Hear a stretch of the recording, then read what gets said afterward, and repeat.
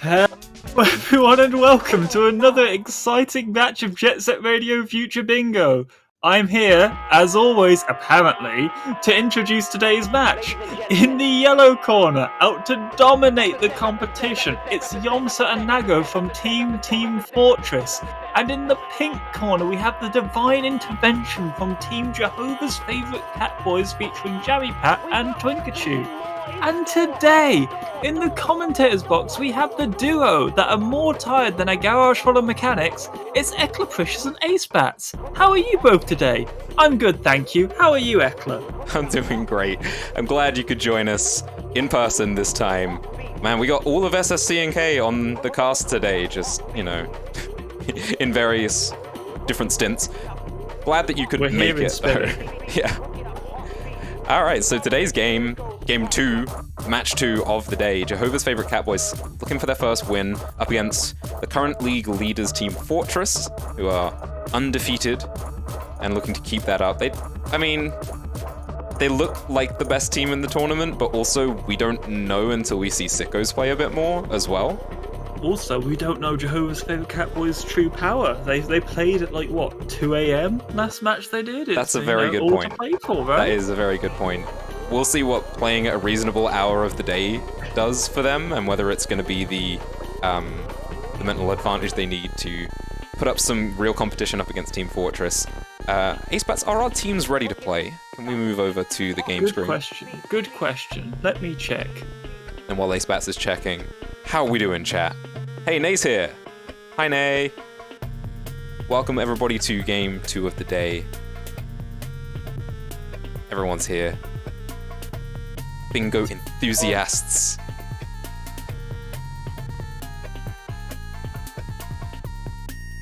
Thanks, Nay. I'm not, but, you know, it means a lot to me that you would say that. Yep, so the teams are ready to go whenever. Excellent. All right, then let's see. Let's take a look at the board. Boop. What do we got here? Bottom point spray, center square, let's go! Yep, that's a pretty good quick one. And then we've got, let's see, I see entrance pillar. Sewers entrance. Sewers is kind of looking good, actually. You've got Sewers entrance, Sewers center structure, bottom point spray. Then you've got a fair amount of other things in the Kogani area as well. I mean, center floating, top observatory, FLZ AA, 99th grind 15. Not a bad set for a diagonal, not gonna lie. Like you say, Sky Dino platform near starting spiral. A lot of good quick souls around and about, and then a bunch of not quite committal souls, but souls that will take a bit of time to just go and get if they want them. I'm gonna make a bold prediction here. I'm gonna say that Nago is gonna go to Kogane, like straight off at the start of this game. Nago in Kogane? Say it ain't so. But definitely with, if you can do those sewers climbs, then sewers entrance into center structure is certainly a quick 2 souls. Then you've got bottom point graffiti is quick. Depends if you contest it to that though, because if someone just goes straight for it, going for those sewer souls is going to put you at a disadvantage that you might not be able to make up. So these early decisions are going to be important in setting the pace of the game, and we saw that in our game earlier today, how much early advantages can really decide a game. So yeah, I must admit this board is looking really interesting. How long do we have until these teams start? Because this is one of the most, I want to say, eclectic boards since Pinball. So I'm really interested to see how this one plays out. Well, if our teams are ready, then it'll be up to you to count them in, I would imagine. Oh, is it? Yeah, I should probably open up the thing. Yeah, that would help. Need the link. There it is. Yeah, so let me see. So we talked a lot about Kogane and a little bit about Benton, but we had kind of a really heavy Shibuya focus in the last match, and this time around it's not really particularly Shibuya heavy. We got Chuo Kirby, we've got Dogen Points, I think you said there was Dogen Grind, Chuo Grind. So I would honestly be surprised, and I am surprised to see both Yomsa and Jammy heading off to Shibuya at the start of the game here, and Nago and Twinkachu both heading to Benton, so nobody really focusing on those kind of sewers-centric souls and graffiti that we identified. to be fair, a lot of stuff in Shibuya Terminals are classic, quick ones to grab. Yeah, I mean, there's a lot of Yomsa stuff grabbing in 99. Shibuya Cubby. We've all been surprised. Is that points 100k? Yeah, I think it is. So really, I think Jammy kind of went with the assumption that Cubby would be a poor decision, really quick to grab. Is that Air 4 just marked? That's a nice quick unlock, love it. So now is Twinkachu gonna go grab one of the other squares in 99th, or are they going to leave? Okay, so basically what we saw in Shibuya there was Yomsa doing the relatively predictable move of going for the Cubby Soul. Jammy responding to that by picking up the tape and going for the unlocks, but losing out to Air 4 nonetheless, still able to pick up 100k points, and then quicker into Chuo just barely, and it looks like the two of them are going to contest. That could be an important point, yeah. There's Chuo Grind, there's Chuo Tricks. Is Jammy going to go for the sexy Tricks unlocks? Look like it. And Yomsa instead is just going straight back out into Chuo looking for other things. I would imagine this will put Yomsa ahead to Cubby and to Grind, since he should definitely be able to unlock Grind on the way. And if he can unlock Tricks as well, this might actually be the better play for Yomsa here, though, especially with Jammy messing up that unlock. As cool as this unlock looks, it looks like Yomsa's probably going to be able to get 2 souls here, while Jammy's only going to get the 30 tricks when they eventually get there. Yeah, and we can see Twinkachu kind of got entrance pillar going into Scudino. Looks like there's a few lovely ones. 2 in Sky Dino, the lovely defaults, as well as a grind 50. Whether or not Twinkachu stops around to, grab that, we'll see. Jammy Pat still working on the tricks. There we go, the unlock has been achieved and the square has been marked. So this is interesting because Yomsa is going to have to commit to a lap of Chuo here to get the Cubby Soul, and Jammy, if they decide to just leave now, which I think they should, will get back out on the map ahead. So though it's a slight advantage in terms of squares for Team Fortress, we've got Jammy back out on the map a lot ahead of Yomsa, so going on to the next step, the next stage of the game here, it's a slight momentum lead for Jammy at least. And obviously Yomsa could minimize this by going for the the outer map, but I think Yomsa's just going to commit to going through casually, the classic good old-fashioned way. Yeah, I think that's relatively obscure knowledge that Yomsa may not have picked up at this point. I think it's known. I think it's not too quicker. It doesn't save that much time, and you need to get it first try if you're going to save any time with it. So I think basically, even if Team Fortress wins, Yomsa is still a loser today. But honestly, the start of the game for Jehovah's favorite Catboys has looked really good so far, and they're building up towards that row 5 bingo with the Sky Dino grind and the SDPP points, which I think Nago is trying to contest here. Yeah. I think Nago's going to do something about that SDPP 107, points 110k. So I'm excited to see Twinkachu in Sky Dino. How does Twinkachu respond to this then? If they get grind and then they can get starting platform as well, they pick up 2 souls and then they can kind of just go somewhere else. Honestly, the momentum certainly feels like it's with JFC right now. Yeah, it's not looking too bad for them actually, weirdly enough. Nago's kind of having a moment in Skyscraper District. Fell a few times. I think Nago's going to get to the soul now. Yep, there we go, onto the platform.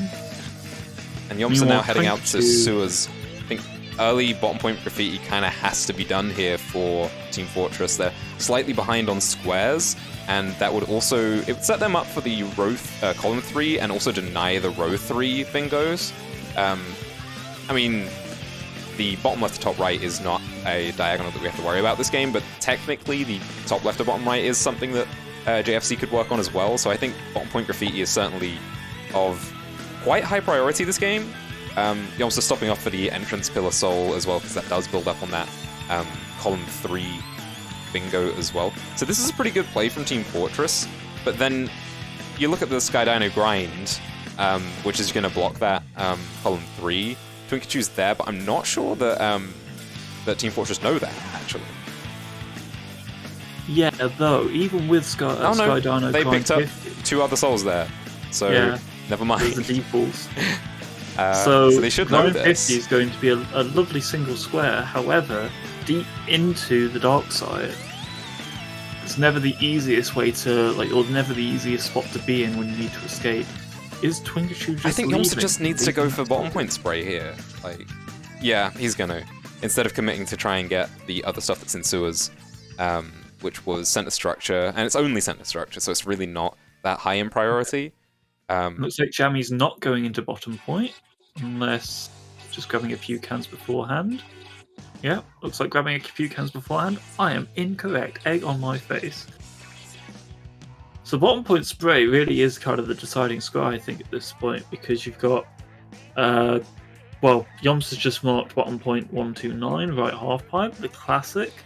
Jammy Pat is Leaving? Huh. Okay. I mean, that kind of leaves Yomsa to do the graffiti, which this has been at interesting. That point, they're in a really good position. This has been an interesting kind of back and forth between potential bingo threats. Like the row 5 was something that JFC were threatening, and then you consider the fact that Twinkachu was in Sky Dino and could deny that that column 3, but then that didn't happen, and now we're thinking about the row 3, which the bottom point graffiti is on.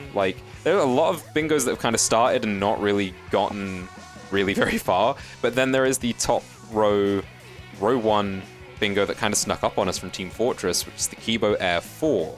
Now we know that Yomsa is in bottom point right now, but it looks like Nago is just going to head straight for Kibo to close that one out, and now suddenly the momentum switches and JFC are on the back foot. Jammy Pat is ahead into Kibo though. We'll see if they've got the tech to get around to that tape quicker. I'm watching this with great interest. Yeah, they have the advantage against Nago here, but Store Launch can make or break these plays. Ooh, that's good really good. Ooh, That's superb. Love it. Well done, Jammy. That's pretty much going to clinch the square. There's no catching up to that. I mean, if Nago went for the absolutely insane skirting along the outside and getting to the pylons, maybe, but even that I don't think is good enough. No, not the IL strat, the one in between. There's the IL strat, and there's what you usually see in bingo, and then there is the one where you kind of you don't turn around, but you do end up in the death warp that takes you to the bottom of the pylons here, just under where Jammy is. You can just about make it with Gum. It takes a lot of practice, but it's not really worth it with the amount of effort required. But at this point, it's the only way Nago could really catch up. Yeah, I mean, it's very unlikely to happen at this point. It is worth saying that Team Fortress still do have the point lead, and they've come out stronger in the middle stages of the game, despite JFC's strong early game. And securing this bottom point graffiti will be really big for them in setting them up in a position where they can win this game. So kind of the pressure now being on JFC to try and find as many points on the board as possible. And these 1 graffiti boards, I think, are really exciting in Season 3 when we've got bingos being worth as much as they are, because suddenly your ways back into the game if you lose a bingo are even more limited if there's just 1 graffiti on the board. Yeah. It really comes down to mentioning that right now it's 7-9, but that bottom point spray is going to be a huge point game. Yeah, that's a massive swing. And JFC, with that locked in, no longer have any bingos available to them, so it is a matter of score as many points as you can, as quickly as you can for JFC if they want to get back into this game. 8-12, so that's 3 more squares for Team Fortress. So there's quite a few squares that Jehovah's favourite Catboys would need to snipe Yomsa and Nago to. Not to say it's impossible, it's still all to play for, and Twinkachu does have the tape in Sky Dino. That will benefit them. So Dogun's point 50k is on the board, but I think they're going somewhere else, aren't they? Jammy is going to lock in the Kibo points before being able to probably leave quite quickly with a Kigobaka out of here. That would be pretty cool. So that will be something that's pretty much locked in for them. Then we've got 2 squares in FRZ. Then, honestly, that Sky Dino grind not being picked up by Twinkachu earlier in the game could come back to bite them. just from a matter of having to get back out to that part of the map. But there is 99th Tricks as well on that side of the map, so it's not the end of the world. At the moment, with Nago in FRZ, that's 2 of the 3 squares required. If a single square gets picked up by Yomsa in Dark Side, like 99 Tricks 40 or Sky Dino Grind 50, this is really interesting now. All over. So if Yomsa looks like Twinkachu's going all the way into Sky Dino, but Yomsa is as well. Whoa, okay. So this is very much down to kind of making the right calls, coin flipping it, as Alis was saying earlier, about like going to the right place and then out executing your opponent. And this is a match of kind of raw fundamentals of Yomsa versus bingo experience of Twinkachu. Yeah. This is really, really exciting. FRZ points 50k.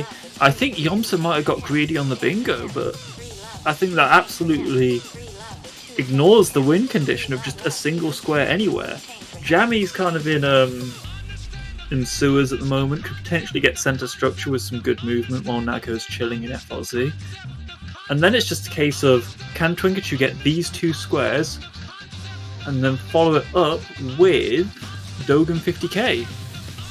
Oh, Jammy's going for the quick sewers climb and has already made 2 mistakes with it. Not this again, please. This is like season 2 finals all over don't again. remind me of that. I think I still have Benny Hill on my hard drive. Oh no. Looks like Nago manages to pick up the FRZ Air 8s. People are calling it. People are saying that that is game. Well, I think what's going to happen is Yomsa's in Sky Dino, Twinkachu's getting grind 50 here? Mathematics is not my strong suit, so I'm going to run the numbers on this real quick. Oh, Jammy's going for center structure. Will they get it? Oh! Okay, they got center structure. Now it's just a race, and I think Nago and Jammy Pat are noticing at the same time. That Sky Dino grind 50. Yomsa and Twinkachu are more or less the same location. Yep, game's over, unfortunately. Oh, the no. maths checks out. As exciting as the game has been, that bottom point graffiti was the massive difference maker in the end. That extra 3 points, that's going to give Team Fortress the win. Extra 3 points? Well, extra 2 points, I suppose. Extra 2 points. The 3 points from the graffiti. The extra So it's 2 points. 14 to 13. That is the difference maker. What an incredibly close first game, though.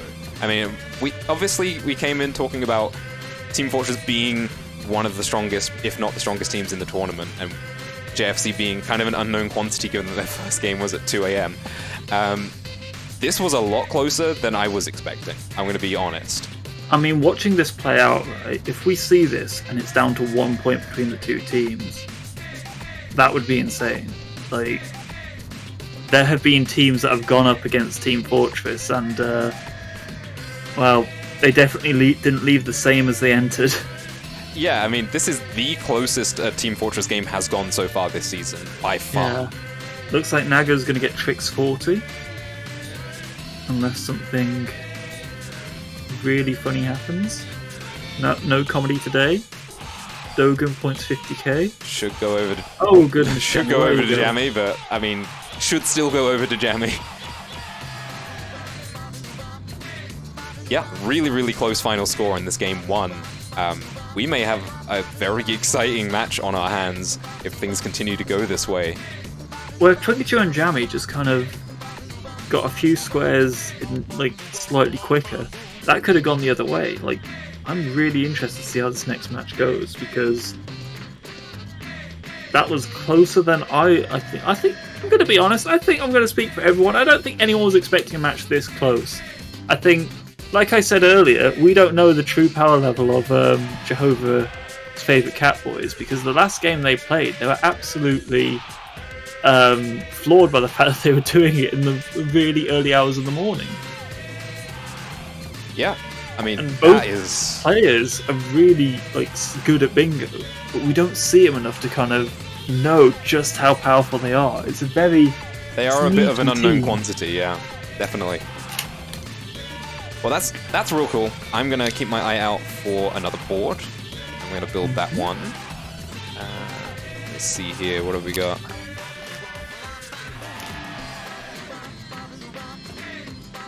carry for me while I deal with this. So, how's the weather over there? Right now it's night time.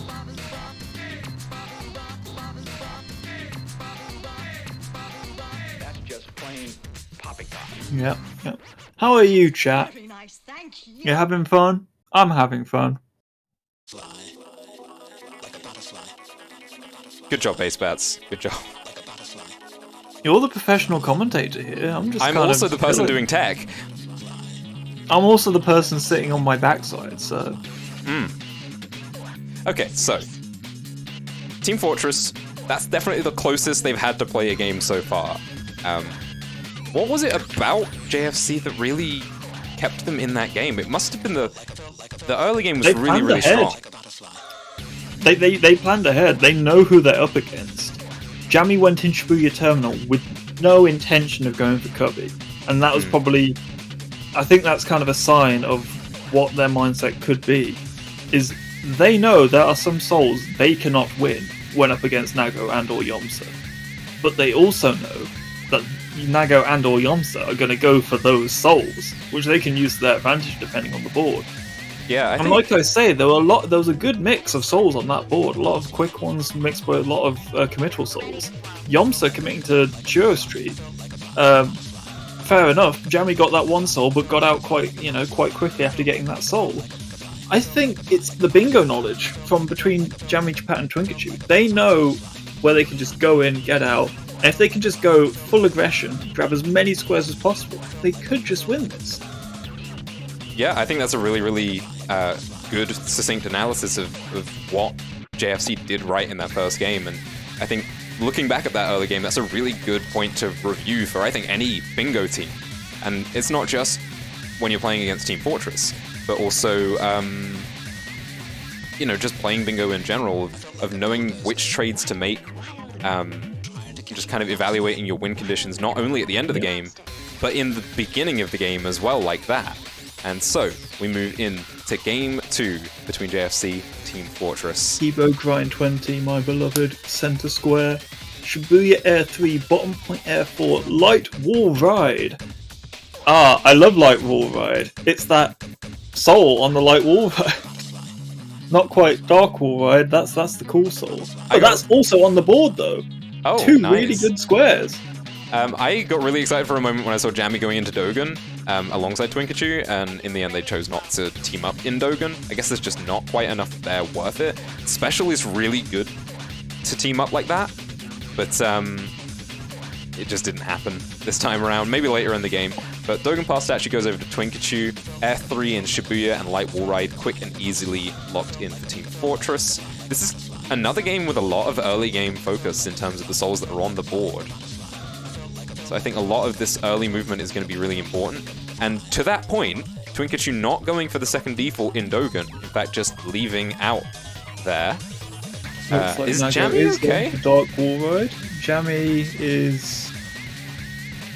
looks like there was a slight connection issue. But it looks like Jammy Pat's playing on. Okay. That's going to hurt their early game a little bit, certainly. As I was saying, with so much on the board. They're not being contested anywhere. It's just a case of Nago and Yomsa just kind of going where they feel, and chilling. Churro Air 4 just marked by Yomsa. We've got 2 souls in 99th. Looks like Nago is now leaving the building. So what do we have left? I mean, Isolated Platform down the hill is kind of still on the board. One of the classic souls along with Dogen Special. There's just quite a few souls that will just take a while, I think. I mean, there's Bottom Point 16, PJ Catwalk, that's relatively quick.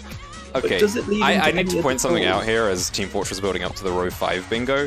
Yomsa sprayed the graffiti in the canal there with the soul, just as a point of like, I don't think Churro graffiti is on this board, but just like that's the kind. Oh no, Churro graffiti is on the board. Yeah, that's a really good point to make. Like, you're there, you might as well spray it. Because it's shared between both of your players. They're not focusing on it right now, but that's an out-of-the-way spray that they don't have to go back to do later when it becomes a more important square. And that is something that I need to see more teams doing in Season 3. Get on it, other teams. So Team Fortress with the earlier board control, it's not dominant, really. It's not like massive. It's not dominant, but given the squares that exist on the board right now, Nago getting into bottom point looks like there was a minor issue with F5, I believe. Yoms is going to Highway 0. Yoms is going to Highway 0. They're going to threaten the row 5 and the column 4 at the same time. This is devious. Row 5 and the column 4. That said, I think the row 5 and the column 4, if Jammy gets there quick enough, can be negated relatively easily. Oh, Jammy's in Highway 0, never mind. Oh no, I'm looking at Twinkachu. I am blind, aren't I? Okay, let's see. So Twinkachu in bottom point. Air 4, very important. I'm really curious to see if this was just a really good read from Jammy, or if this was part of their plan to begin with. But Highway 0 definitely the right place to be right now. Because that shuts out both of those threats immediately.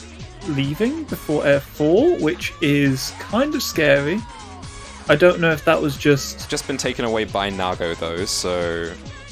Well, Twinkachu was already gone, so I'm kind of worried about that play, because that would have just blocked them both out. Both the bingos would have just been denied. Maybe they're just saying, I trust Jammy to get trick 70 and Highway deny that 0. bingo. I need to be somewhere else right now. I can't be stuck in bottom. It's risky.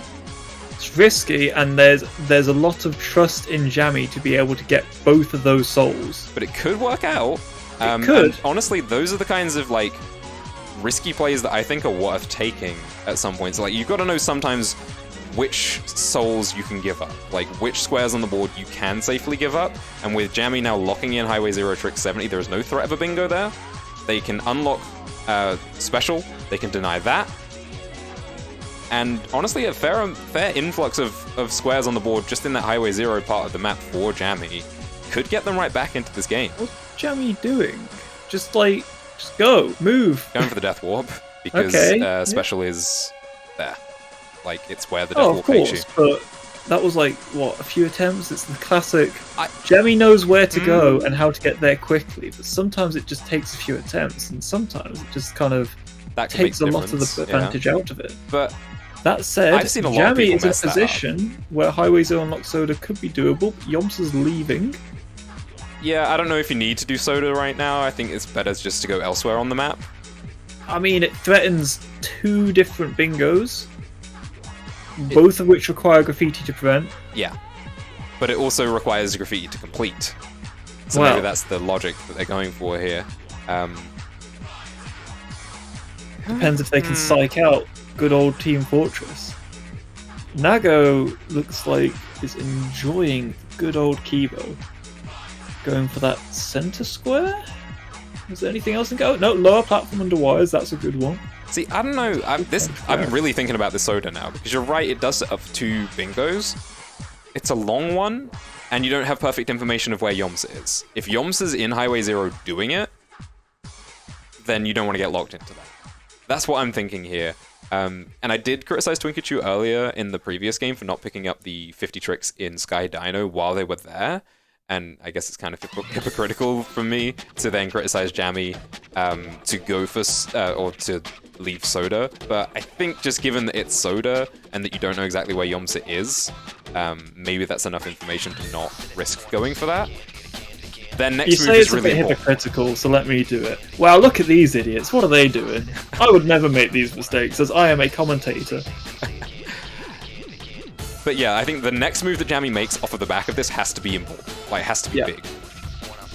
To justify giving up Soda, I think. It's Yomsa going for 13 platforms, which would kind of block off any potential row 2s, which would then leave a square on column 2 required for Team Fortress to... Is that preventing all the bingos while potentially setting up for their own at that point?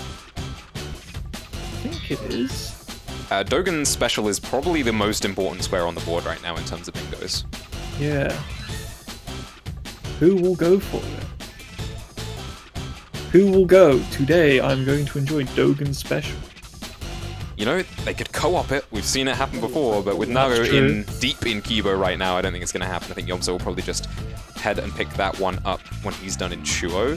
RDH spray is being worked on, well, alongside. It's about time we saw some graffiti, definitely. Oh yeah, I just realised this is a full graffiti board. Did this? This is terrible. I'm not going to take advice, or I'm not going to take criticism for this. My board generation isn't working, so we had to make do. But I think with Chuo and RDH being relatively short, and then FRZ and what's the other one? Chuo, FRZ, Hikage, RDH. FRZ, Hikage being generally a little bit longer.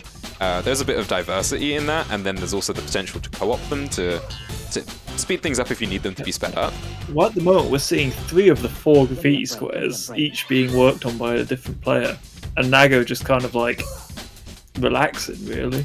Yeah, I think chilling out, maxing, relaxing, all cool. With how close this game has been in terms of early squares, the graffiti may end up deciding it. Who goes where, and the use of co-op could really determine the outcome of this game. What's going on? I'm not sure how long this FRZ route is. Is Twinkachu still working on it? Or is Twinkachu leaving? Twinkachu's leaving. Partial to FRZ, I believe. Where else do they need to be right now that's of that much importance is the question. Good question. And I've seen this a lot from JFC, is they are not scared to give up on something and move somewhere else on the board if they feel like they need to be there. And so far, their shot calling has been pretty solid. They've been very fluid with moving around the map, and honestly, I like it. Yeah. Shouts to the fluid movement. Nothing more boring than seeing someone commit to a square to their own detriment. If you can identify where there's opportunities and you can afford to, moving from one spot to another is always a nice idea. Yeah, I mean, it's risky because you're always playing with incomplete information of where the enemy is, right? That's the worst part of bingo. But sometimes you got to take those risks, and if you're playing against the perceived strongest team in the competition, I think going with a slightly riskier style of play may be the difference that you need. You know, if you're just going to play the standard game of bingo against the team who's currently showing that they're playing bingo the best, it's not necessarily going to win. And this is a really weird analogy. I don't know if there are any League of Legends fans in the chat. Probably not. Hopefully not. But in European League of Legends a few years ago, there was a team called Unicorns of Love. And they won a lot of games by doing really unexpected things.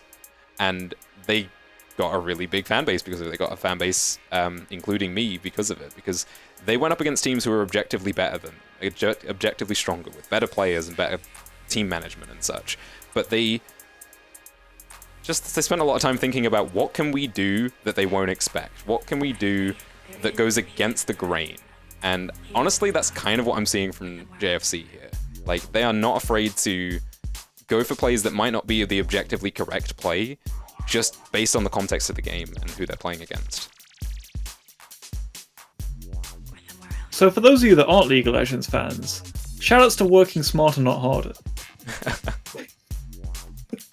I think, that's a pretty good analogy for the one League of Legends fan that is in this community that isn't me. Yeah, whoever that poor soul is. So while we're having this lovely story, it appears that Nago has the advantage going towards special. Twinkachu could potentially get locked into a lap. With isolated platform downhill and special, though, 2 points in a lap doesn't feel too bad. Especially since there's not really much else on this side of the map other than... Nago's about to grab isolated platform down the hill as Twinkachu is committed into Dogen. That is not ideal. That said, Jammy can go into FRZ directly from here and continue where Twinkachu left off. Which is one good thing about co-op. Man, that's... Yeah, sometimes, you can't account for your opponent making a mistake like that. And that's the weirdest thing about JSRF, I think, in this situation. If Nago hadn't made that slight mistake and been slightly later to picking up that soul, Twinkachu wouldn't have been committed to this lap. And therefore, missing out on both of those souls and having no kind of, no recompense for their time committed to Dogen. That's really... If only Twinkachoo had practiced the new tech picked up 15 minutes before the match started.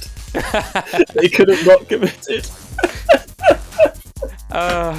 I'm not even sure if that would have helped in this situation. This is just very much a... Well, their management was not... They couldn't escape otherwise. Oh, this is insane. And like, we talked about Dogen Special being really important early, because it was kind of where the bingos hinged. So the row 3 is still on for Team Fortress, and Yomsa is in SDPP, which is where you need to be to close both of those out. Twinkachoo is on the back foot here in response, and again, it's a coin flip situation. They need to guess whether Yomsa goes air or top of observatory first. Yomsa's going for air first, and should be able to do so with a degree of speed to which Twinkachoo will be able to respond by going to observatory, so then it should just be a mad race to observatory. This is crazy. Yeah, and we're at the point where is that 9 points on the board left? On those few squares? Oh, well, one less now. Air 4 just being grabbed. So now it's going to be a race to top of observatory between Yomsa and Twinkachoo, and they're starting from pretty much the same position as well. So it's just going to be down to who has the better movement. And then checking in on the graffitis, they've been traded 1-for-1 so far. The general square advantage is in the favor of Team Fortress right now, so you would say you need both of those other graffitis to go over the JFC if they want to stay in this game. Here's the unfortunate situation. Nago is in Hikage. Yeah. There's just not enough people on the board right now for JFC. We're gonna be at a point where both of the graffitis will kind of cancel each other out, making it really easy for me to do mathematics. Love that. So let's assume that each of them get their graffiti square. We'll be seeing not the actual points, but 9 squares to 14 squares. Yep. I think that's the rest in pepperoni memento, as they say in bingo commentating all the time. Yeah, that's a common phrase that's definitely never been used before. Yeah, so it's going to come down to just who has the more squares on the board, and at the moment it's Team Fortress. Outside of some absolutely insane shenanigans in Hikage, like Nago's Xbox exploding. That's something that's said in bingo all the time. Yeah, like maybe Nago dies from fall damage in Hikage, or their Xbox explodes, and JFC find a way back into this game. But honestly, like, it's been really exciting to watch this game.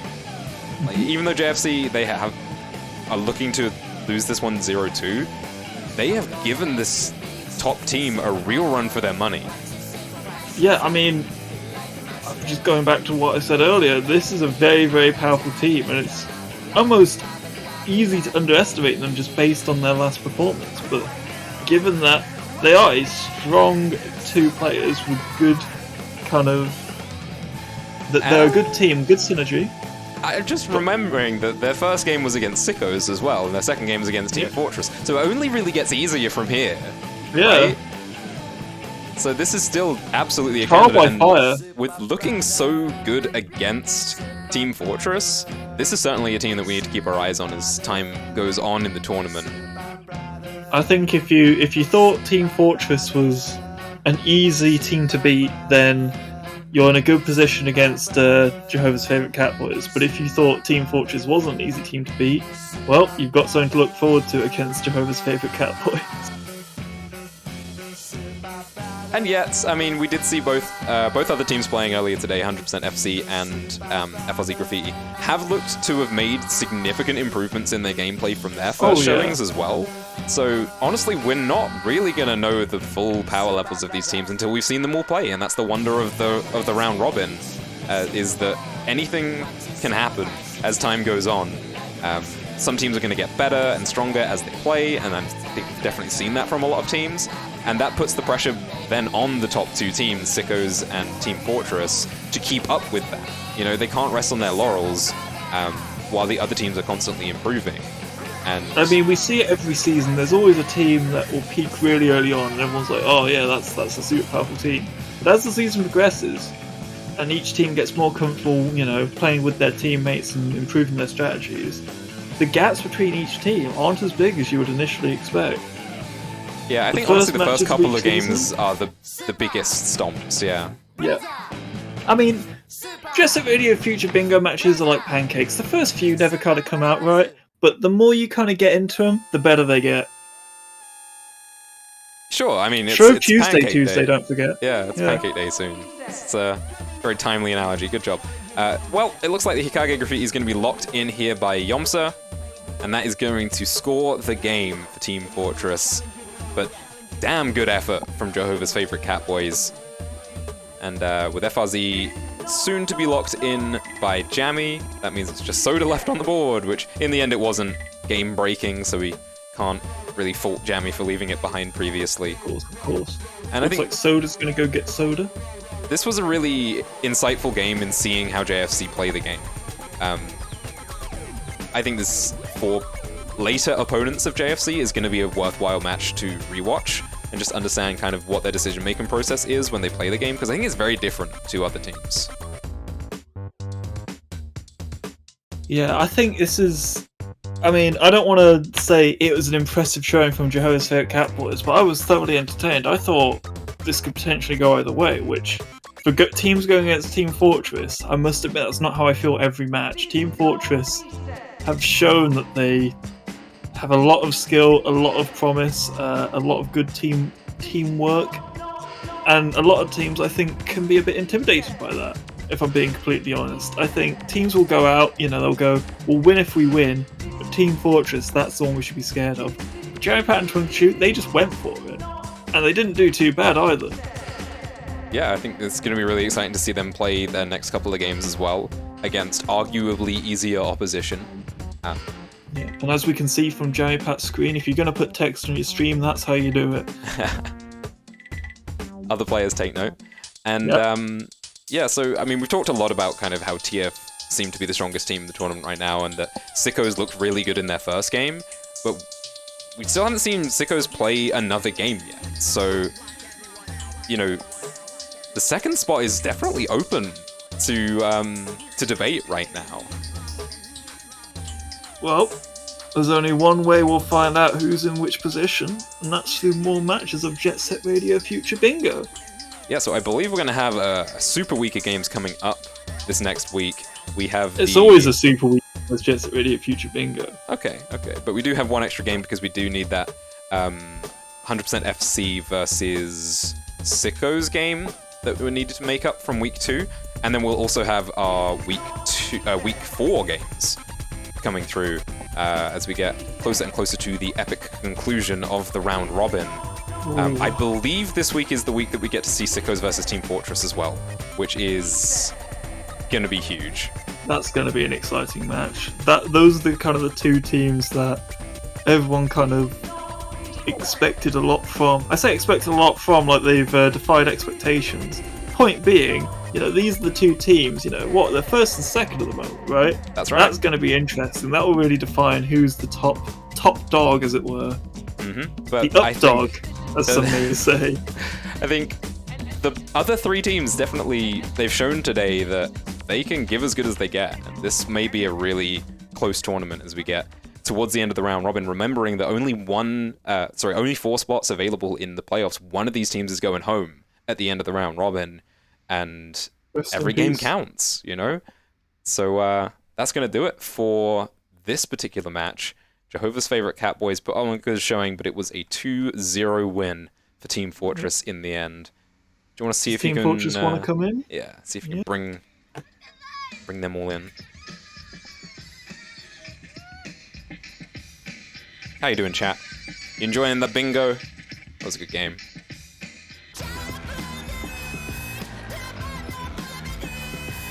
Hey, Ryomi. Yeah, we love bingo.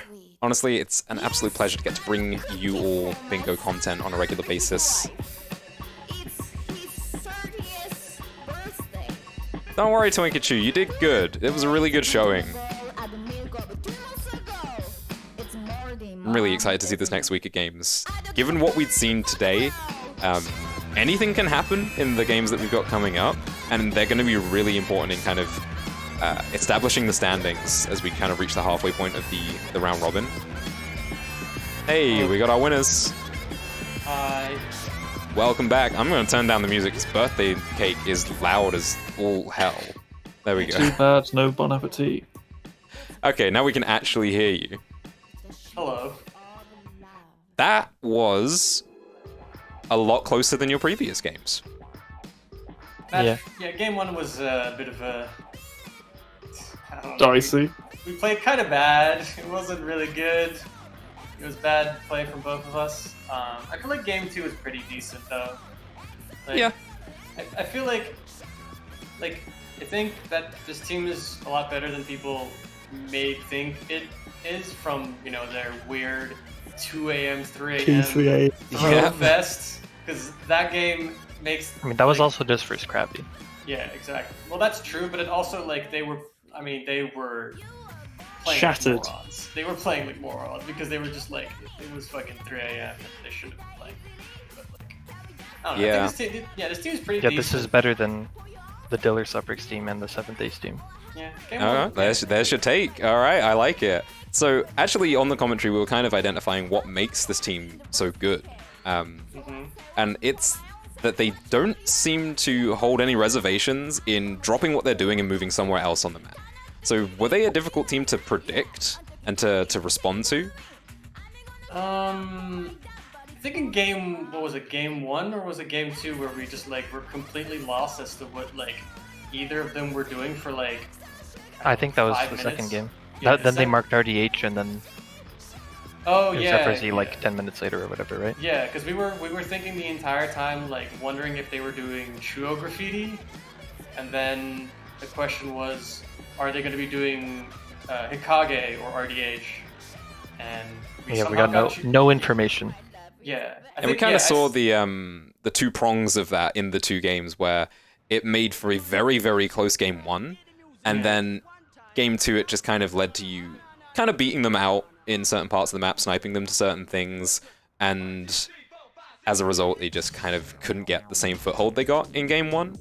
But yeah, I think your assessment is pretty solid. They do look a lot better than their first game let on.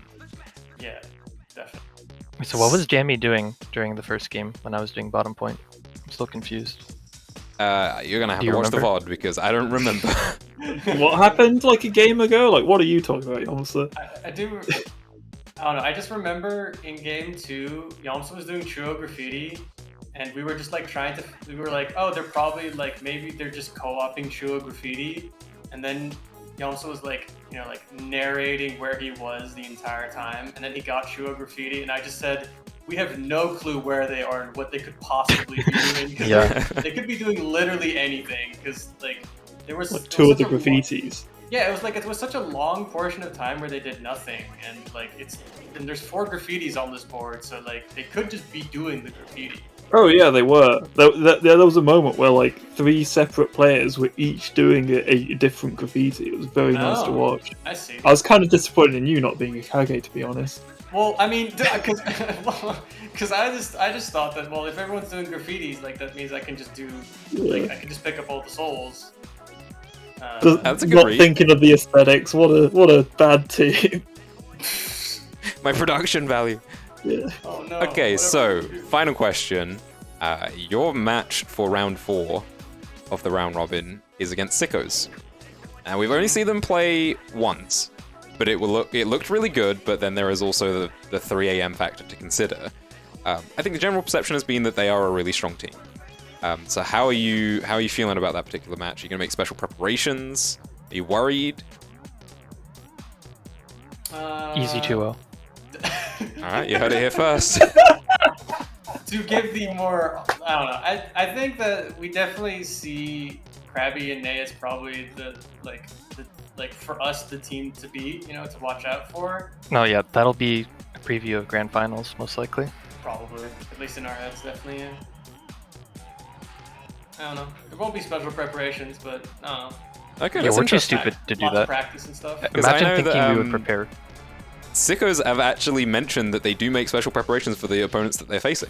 And honestly, I saw this in this game from JFC as well, that there's certain strategies that they implemented in the early game that definitely spoke to them knowing your tendencies and playing around them. So you as a team don't really make those special preparations, you just kind of go into each game and just go with what the board tells you. Krabby's preparation is a losing Shibuya platform to me. I mean, I was a big fan of the very, very start of match 1. Jammy Pat not even trying with Cubby, just going straight for the tape. I was Yeah, a I big mean, fan. like, that's not a preparation. That's just taking the L. Like, I don't know.